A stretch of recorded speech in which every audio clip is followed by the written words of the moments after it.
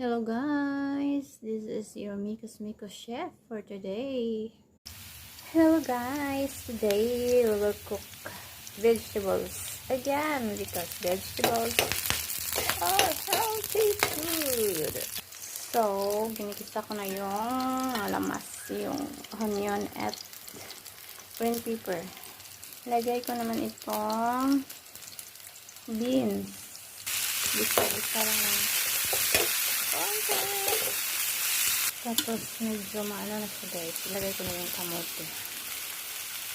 Kamote tops. Tingnan nyo guys. Mitos lang yan. Wala naman siyang oil off. So yung oil ng ano, yung magkano sa ng tuna.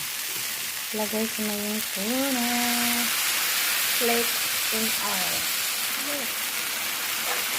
Tapos mitos again.